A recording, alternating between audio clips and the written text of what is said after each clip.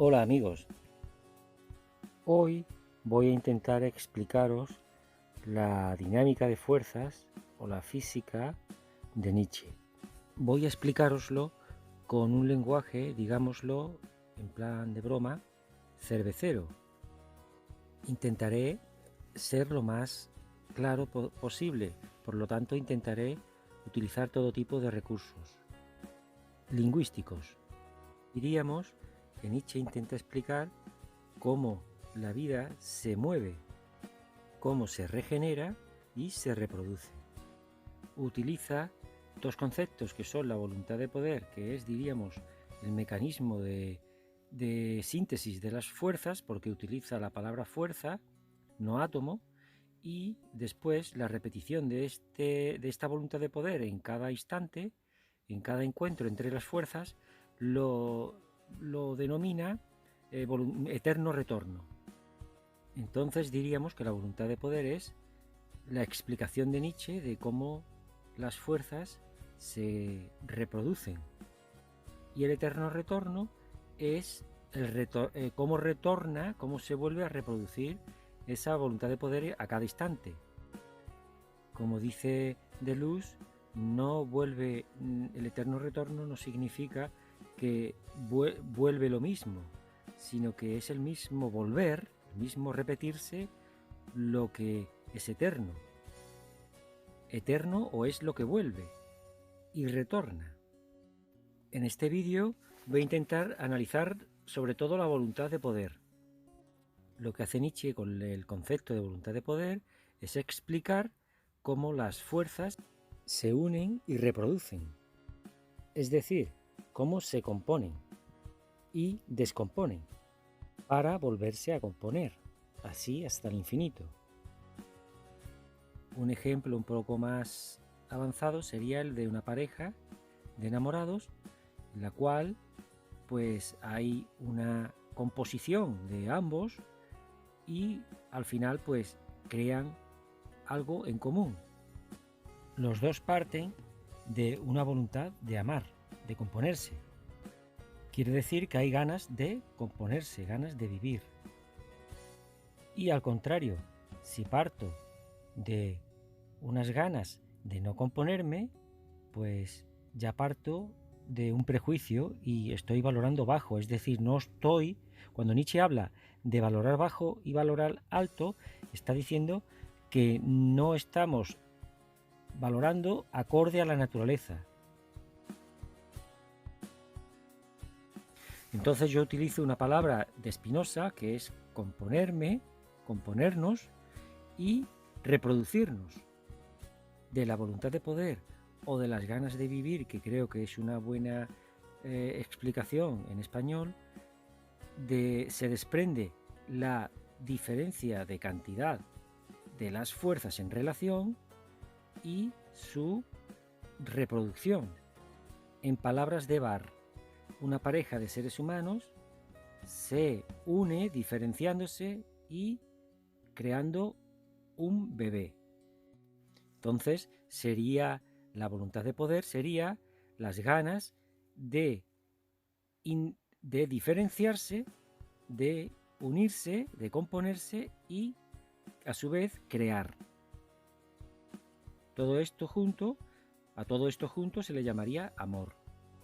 Este amor, esta palabra amor, tendría en Nietzsche otra palabra que sería afirmar la vida. Sería una voluntad amorosa o afirmativa. Resumo, hay una composición o una unión de fuerzas que se diferencian, se alejan, diríamos, entre comillas, para crear. Ahora intentemos descifrar las palabras de Deleuze cuando define la voluntad de poder. La voluntad de poder es el elemento genealógico de la fuerza diferencial y genético. En mis términos, en mis propias palabras, yo lo definiría como las ganas de diferenciarte, de unirte con otras fuerzas diferenciándote para crear. En otras palabras, las fuerzas tienen ganas de unirse y de la unión salen las ganas. En palabras un poco más pornográficas, del roce nace el cariño, del cariño nace el roce también. Una vez hecha esta introducción un poco aleatoria, vamos a entrar con más precisión en los términos que utiliza Deleuze y Nietzsche.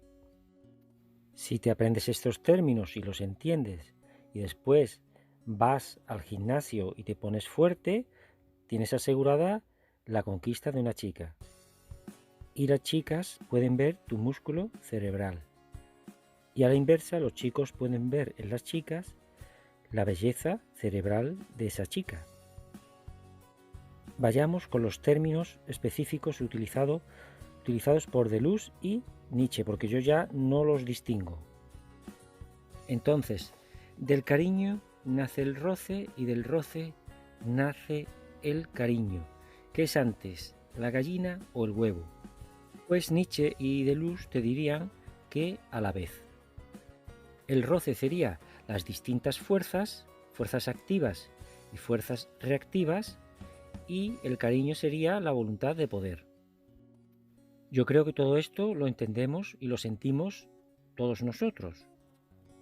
Vale, hasta aquí todos podemos entenderlo, pero nos preguntaremos, ¿pero qué le pica a Nietzsche? ¿Qué quiere Nietzsche? ¿Qué nos está diciendo? Pues lo vamos a analizar, como siempre, viendo los dos tipos de morales, la moral aristocrática o noble y la moral de esclavos. Una sería amorosa y la otra sería una moral de odio. Ya vemos que la palabra odio significa descomposición. Esto lo entiende todo el mundo.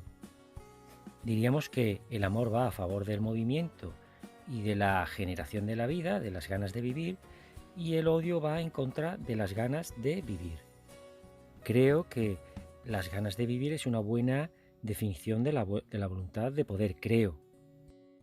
Entonces podemos partir de esta premisa.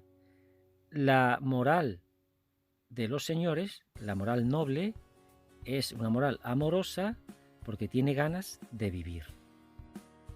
Para entender esto, vamos a utilizar el movimiento que hay también en las palabras, en la genealogía de las palabras. Imaginémonos que vamos al futuro y escuchamos en una conversación que nosotros éramos unos salvajes porque éramos micromachistas. Nos están diciendo que nosotros éramos malos porque éramos micromachistas. Es decir, no éramos machistas, sino más allá, micromachistas. Independientemente de que esto sea gracioso o no, ha habido un cambio de sentido. Ha habido un cambio en la forma en que valoramos pues el pasado. Nietzsche descubre que el sentido de los valores cambia. Los valores nos dan sentido, sentimientos, pensamientos, y el sentido nos da a su vez valores. Entonces, mirando el sentido que llevan nuestros valores y el valor que le da nuestros sentimientos a los valores, ve Nietzsche que hay una depreciación, un odio. Se da cuenta de que eso no es normal, que un ser vivo no quiera vivir, es decir, se esté creando una cárcel, y descubre que las ganas de vivir surgen del encuentro de esos valores, de esas fuerzas. Voy a poner un ejemplo un poco bruto. Imaginemos que la ideología, vamos a llamarlo así, el prejuicio o la fuerza reactiva, como lo llamaría Nietzsche, triunfa, es decir, la del machismo. ¿Y qué ocurre? Pues toda mujer que ve a un hombre ya lleva un prejuicio, el prejuicio de que el hombre es un machista, es malo. Por lo tanto, está impidiendo la unión del hombre con la mujer. Y parece ser que hay un prejuicio previo, es decir, un no antes, es decir, el hombre es malo, por lo tanto no quiero acercarme a él y no quiero crear nada. Por lo tanto, hay, diríamos, que unas ganas de no vivir, que es lo mismo que lo llamaría Nietzsche odio o resentimiento. Entonces, Nietzsche designa a esto como nihilismo, es decir, ganas de no vivir. Por lo tanto, hay una voluntad cansada, hostil a la vida, que es una voluntad negativa, que es el nihilismo, de no querer vivir. Cuando se invierten los valores, lo que quiere decir Nietzsche es que primero valoramos con un prejuicio negativo, juzgamos. Entonces aquí podemos entender un poco cómo existen dos tipos de voluntades, una amorosa y otra de odio. Vamos a analizarlo en un dibujito. Para empezar, las dos morales parten de un valor, es decir, algo que les hace sentir o ir hacia. Pero una les hace sentir o ir hacia y la otra le hace sentir o rechazar contra. Una parte, una moral, parte de un sentimiento de interés y la otra parte de un sentimiento de desinterés. En otras palabras, si valoras bajo unos valores con ganas o valoras con unos valores que no te dan ganas de vivir. Yo estoy poniendo este ejemplo de machismo porque creo que es el que mejor nos llega a nuestro corazón, pero hay que entender que la voluntad de poder se expresa en todo el reino animal, orgánico, inorgánico, en todo el universo. Esa voluntad de no querer vivir, de no tener ganas de vivir, también es voluntad de poder, pero no es una voluntad acorde al universo. Diríamos que estamos pasando una enfermedad, un virus. Volvamos a el mismo ejemplo. Si yo digo me gustan las mujeres y encuentro una mujer que le gustan los hombres, probablemente si nos gustamos, pues podamos componernos, diferenciarnos y crear una familia, por ejemplo. Pero aquí hemos partido los dos de unos valores activos, unos valores con ganas de crear. Si yo pienso o parto de un valor en el cual pienso que todas las mujeres son feministas y una mujer piensa que todos los hombres son machistas, ya estamos partiendo de unos valores que no quieren. ¿Veis la inversión? Primero es el no, y a eso es lo que llama Nietzsche moral de esclavos. Primero es el no, por un prejuicio, porque valoramos bajo ese prejuicio, y no somos capaces de crear. Esos valores con prejuicio, a su vez, crean sentimientos con prejuicios, que a su vez crean otros valores con prejuicios, y nuestra moral de esclavo es depreciativa.